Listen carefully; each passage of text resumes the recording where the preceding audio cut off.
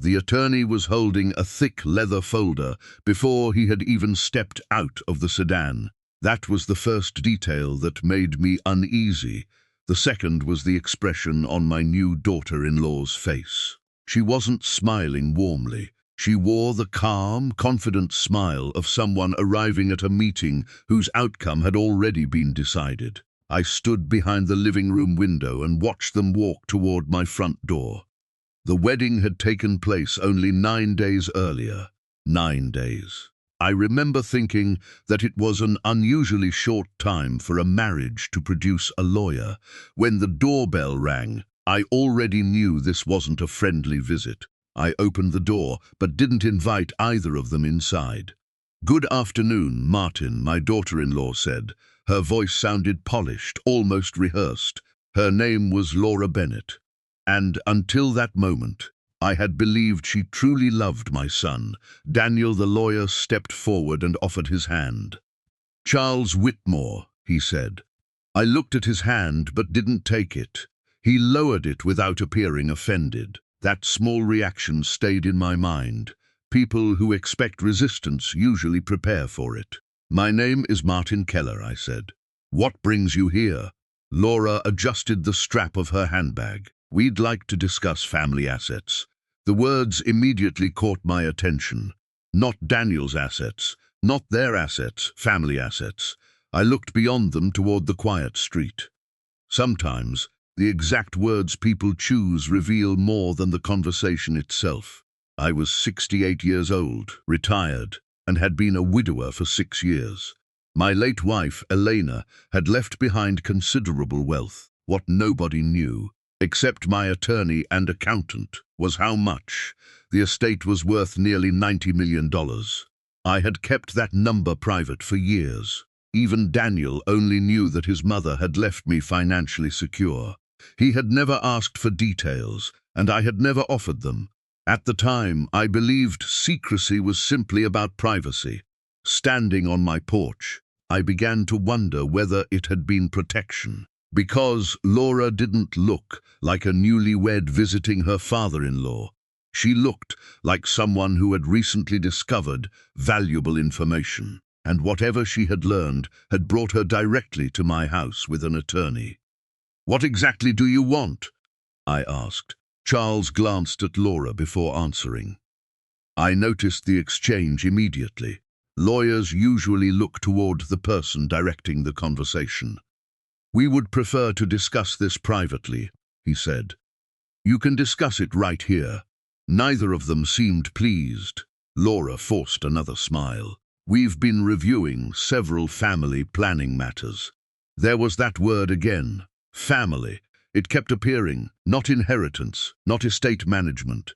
Family. Something about it felt wrong because Daniel wasn't standing beside her. "If this concerns the family," I said, "where is my son?" Laura answered too quickly. "He's busy. 9 days into a marriage. And he was somehow too busy to attend a meeting involving lawyers and family finances." I didn't believe it. Charles opened his folder. Inside were several documents. Most appeared to be draft agreements. Nothing had been signed, but their existence mattered. Documents like those required preparation. Preparation required intention. "We are hoping to discuss possible future estate arrangements," Charles explained. I almost laughed. Future estate arrangements, with a woman who had joined our family less than 2 weeks earlier? Nothing about it was illegal. Nothing was necessarily improper, but the timing was strange, very strange. I ended the conversation, politely but firmly. "Any questions about my finances can be directed to my attorney," I said. "I won't discuss them here." Laura's smile disappeared, only for a second, but I saw it. Then they returned to their car and drove away. I remained on the porch until the sedan disappeared around the corner. That evening, a memory from the wedding returned to me. I had been standing near the reception bar, waiting for a glass of sparkling water, when I overheard one of Laura's friends speaking. "Imagine marrying into that kind of money." At the time, I assumed she meant Daniel.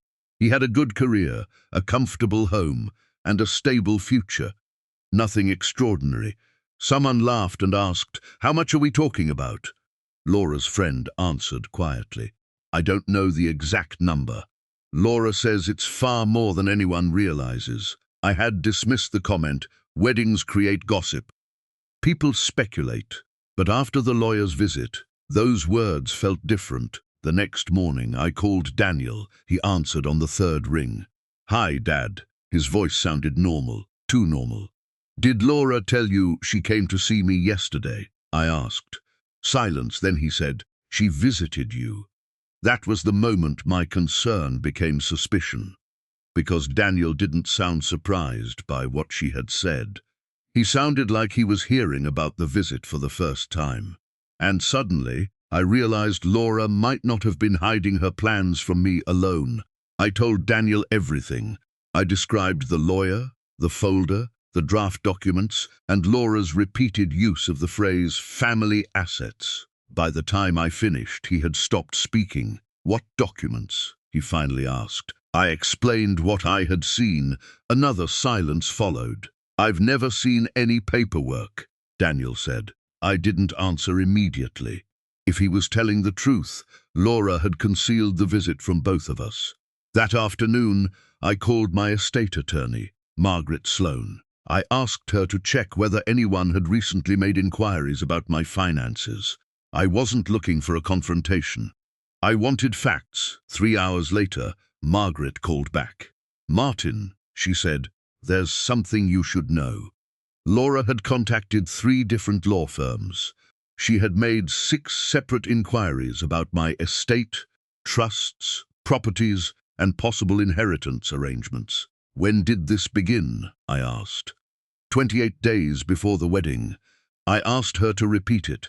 People don't accidentally contact several law firms over 4 weeks. That requires planning. After we ended the call, I sat alone in my study and looked at Elena's photograph. 6 years had passed since her death. The sharpest grief had softened, but I still spoke to her picture when life stopped making sense. "This doesn't feel right," I whispered. That evening, Daniel arrived without warning. He looked exhausted. His marriage was only 9 days old, yet shadows had already formed beneath his eyes. We sat at the kitchen table where he had once done homework and where Elena used to serve pancakes every Sunday. I showed him Margaret's notes. He read the dates once, then twice, then a third time. He didn't defend Laura. He didn't accuse her either. "Can I stay here tonight?" he asked. That question told me more than anything else. Around midnight, I heard him talking on the back patio. I wasn't trying to listen, but the house was quiet. "Why didn't you tell me?" he said. A long pause followed. "No, that isn't what I asked." Then silence. The next morning, Daniel looked 10 years older. He admitted that Laura had become unusually interested in my finances 3 weeks before the wedding. She asked about trusts, property, inheritance, and how my estate might be structured. "At first, I thought she was planning responsibly," he said. "Now I don't know."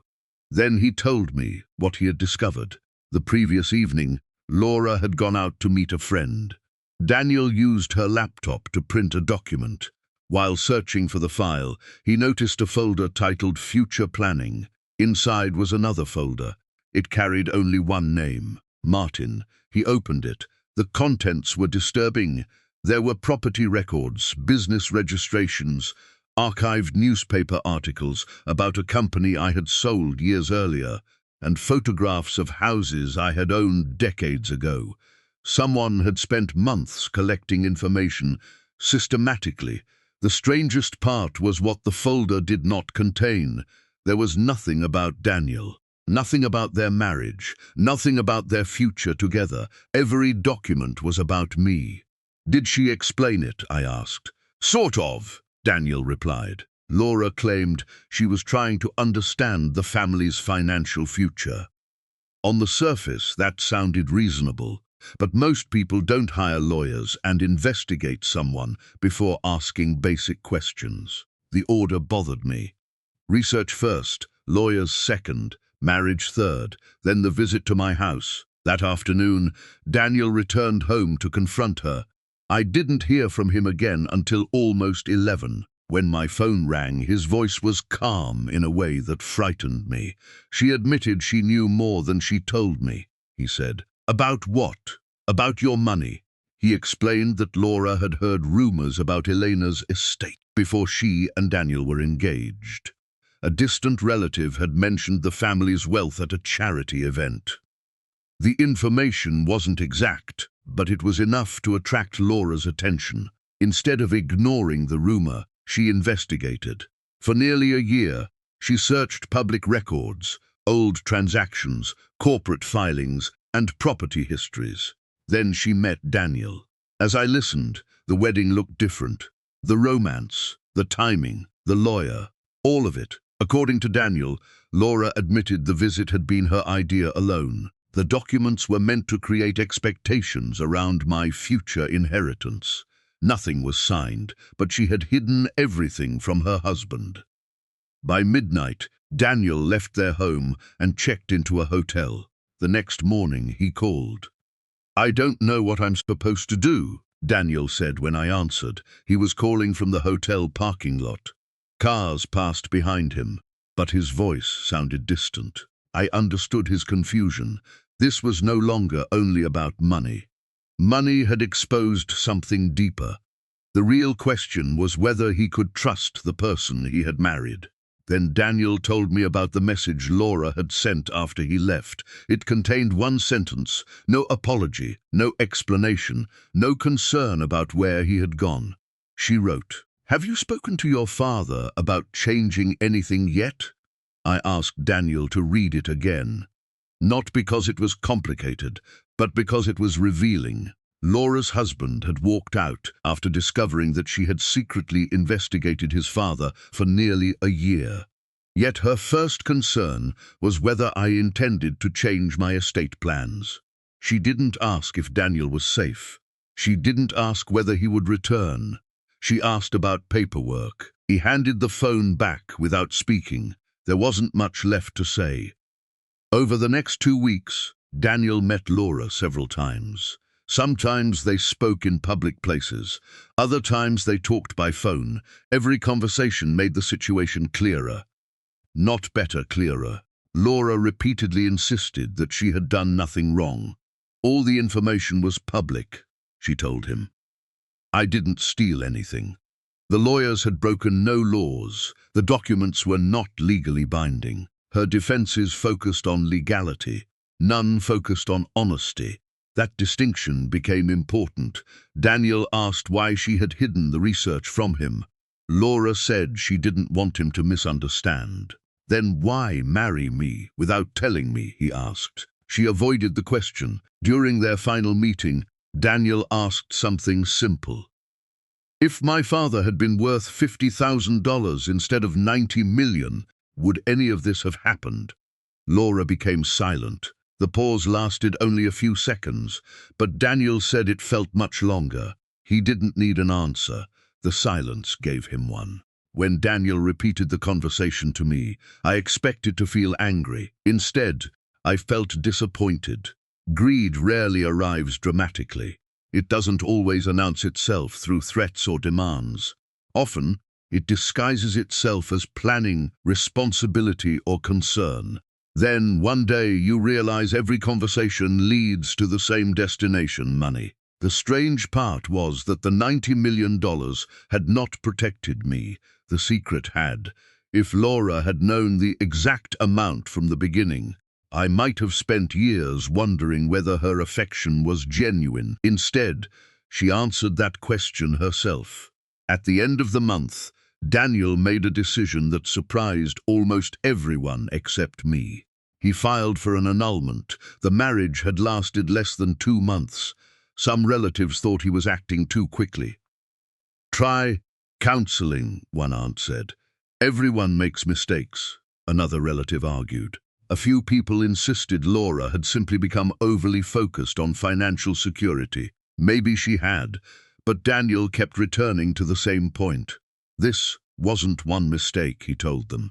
It was a pattern. The research, the hidden inquiries, the lawyers, The secret folder, the visit to my home, the conversations she never intended him to know about. Each event alone might have had an explanation.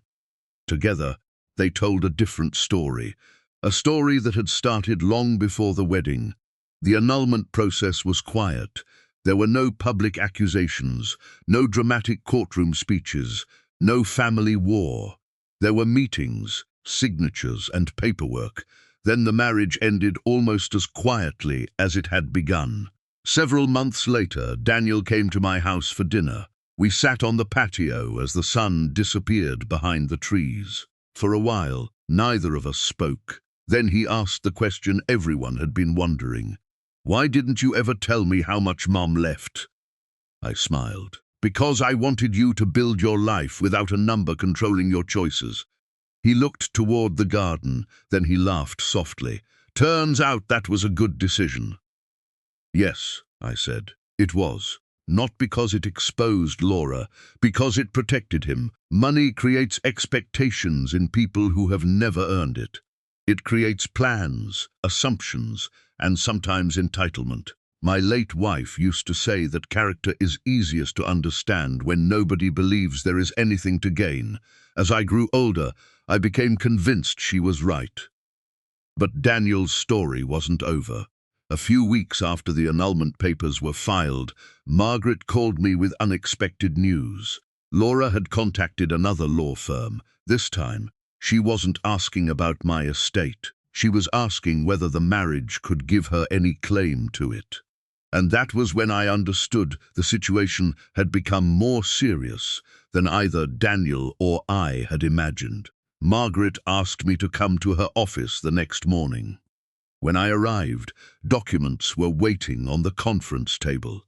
She explained that Laura had contacted another attorney and asked whether her brief marriage to Daniel could create any future claim against my estate. "Does she have one?" I asked. "No," Margaret replied. "Your assets are yours. Daniel's marriage does not automatically give Laura rights to property you own." The answer should have reassured me. Instead, it made me sad. Laura still appeared to be searching for a path to money that had never belonged to her. Margaret recommended a precaution. We reviewed my estate documents, confirmed that my trusts were current, and added language making my intentions unmistakable. Nothing was changed because of Laura. I refused to let fear control decisions Elena and I had made years earlier. When Daniel arrived that evening, I told him what Margaret had discovered. He stared at the table. "I keep wondering whether I missed the signs," he said. "You trusted your wife," I answered. "Trust is not a mistake." He nodded, but his expression remained heavy. A few days later, Laura asked to meet him again. Daniel agreed because he wanted closure. They met at a quiet cafe near his office. At first, Laura apologized. She said the pressure of planning a future had made her act irrationally. She admitted that she should have told him about the research and the lawyers. Then she asked whether I had changed my estate plan. Daniel told me that question ended the conversation.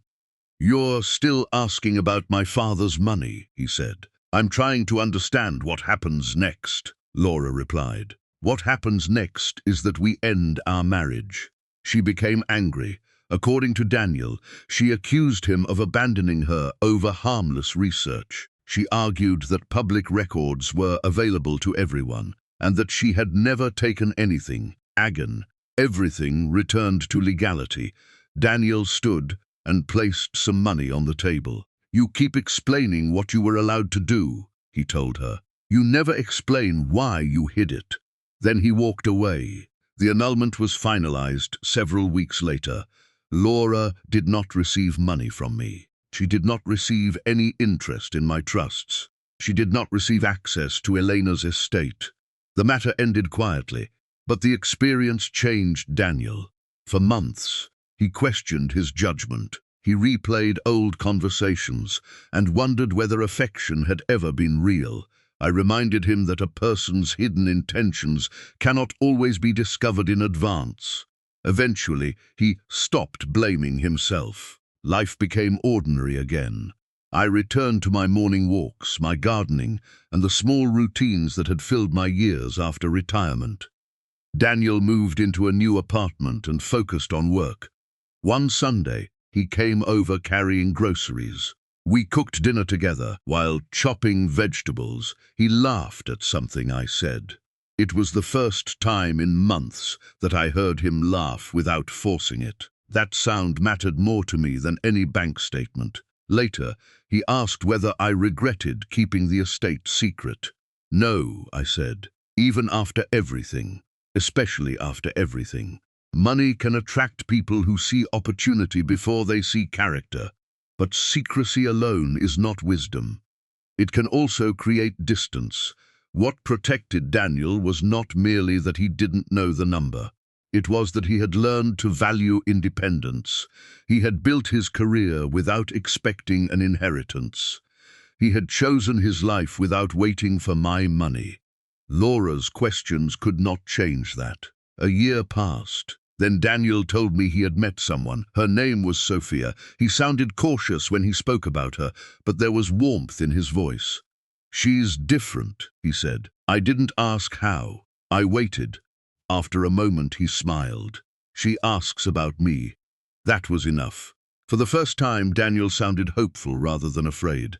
Then, one afternoon, an unexpected letter arrived. The return address belonged to Laura, and inside was a message that made me question whether she had finally changed, or whether she was preparing one final move against us. The letter was short. Martin, I would like to speak with you privately. There are things I should have explained. No apology appeared in the first paragraph. Still, I agreed to meet her because unanswered questions can remain heavy. We met at a quiet cafe across town. Laura arrived alone. She looked different from the woman who had stood on my porch with a lawyer. I made mistakes, she said. What mistakes? She looked down. I became obsessed with what your family had. Before or after you met Daniel? Before. The answer mattered. Laura admitted that rumors about Elena's estate had reached her nearly a year before the wedding. She began researching me, then became interested in Daniel after learning we were connected. Did you marry him because of the money? I asked. She hesitated. I cared about him, she said, but the money changed how I saw our future. She explained that she believed wealth could guarantee security. The more she researched, the more she convinced herself that planning was practical. Eventually, she stopped noticing the difference between preparing for a future and trying to claim one. I thought I was being smart, she said. You were hiding things from your husband. I know. Then she asked whether Daniel was happy. Yes, I replied. She nodded and did not ask about my estate. When we left, I wished her well but made no promises. Regret does not erase consequences. I told Daniel about the meeting. Do you believe her? He asked. I believe she finally understands what she lost, I said. Whether she has changed is something only time can prove. Months passed without another message. Meanwhile, Daniel's relationship with Sophia grew naturally. She visited my home and laughed when I burned dinner. She never asked about trusts. She never asked what Elena had left. She asked about Elena herself. What was she like? Sophia said one evening. I told her stories until midnight. That question meant more than any question about money. 2 years later, Daniel and Sophia married in a small ceremony beside a lake. There were no lawyers or secret investigations. Before the ceremony, Daniel stood beside me. Dad, he said, I finally understand why you kept the money private. Why? Because you wanted me to know who people were before they knew what they could gain. I smiled. That was the hope. The $90 million remained managed by the same advisors. I kept living in the same house. My life did not become larger because of the money. Daniel learned what money can reveal. Years later, I revised my estate plan, not out of fear, but because families change.